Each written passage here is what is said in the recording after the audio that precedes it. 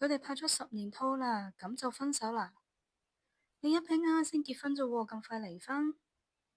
我哋成日都聽到好多情侶都嗌交，相信你同身邊嘅人都經歷過。咁到底有啲咩原因導致情侶之間成日嗌交、分手甚至離婚呢？我哋又可以做啲乜嘢去改善、增進我哋同伴侶之間嘅關係呢？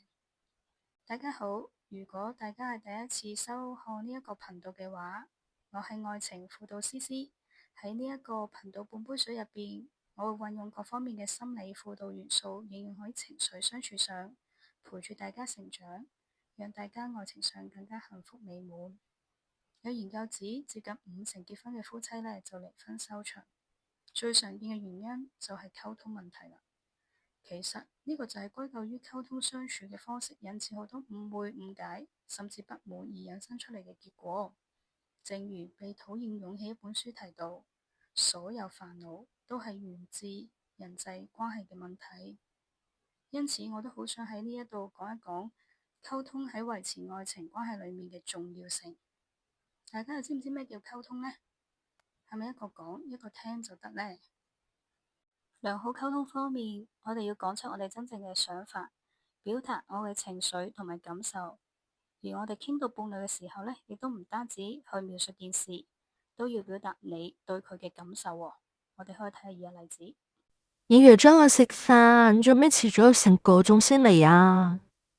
唔好意思啊，我遲到，因為臨放嗰時候老細突然間要叫我交文件，我先可以放到工啊，我都覺得好焦躁啊，又要交文件，又驚你餓親同埋拉我遲到。當表達負面情緒時，我哋都可以加返對呢件事嘅正面感受，講得越具體越好，亦都可以採取分段式表達每一個重點，加埋舉例呢，令到對方都有機會回應。聽完你講之後，我都知你好重視我哋嘅約定，有擔心我安全，所以如果萬一將來真係遲到嘅話，我要早啲通知你，俾你有心理準備，好冇啊？當表達情緒同埋諗法要靈巧同埋配合時機，講出你真誠同埋避免佢再嬲嘅方法，表示都好重視彼此，令到對方嘅情緒都可以舒緩到。當你伴侶講嘢嘅時候，你會點樣聽呢？你會有所回應，表示你對配偶嘅意思，透過語調、面部表情、姿勢嚟表達你對佢嘅接納，同埋聆聽緊佢嘅說話。我聽到你好嬲，覺得我冇交代又唔守時，亦都好重視我哋之間嘅約定，亦都擔心我安全。如果係我嘅話，我可能都會好似你咁緊張，所以萬一有遲到嘅話，我一定要早啲同你講。嘗試設身處地咁從你配偶嘅角度同處境，了解佢對問題嘅想法同感受，相信佢都會舒服好多。而且你最後總結返佢嘅感受同埋渴望，亦都俾佢知道呢，你明白佢嘅。係啊，因為我都好擔心啊。如果你早啲同我講，因為要做嘢要遲咗嘅話呢，咁我都起碼知道你喺邊啦。咁所以萬一有遲到嘅話呢，都要再快同我講啊。你做嘢都攰啦，快啲叫嘢食啦。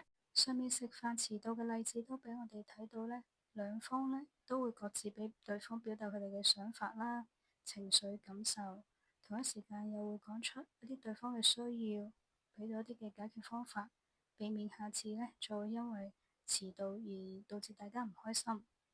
如果大家都想聽有關愛情嘅溝通或者相處技巧，同埋有任何意見，都歡迎留言喺呢度俾我知啦。下次再見。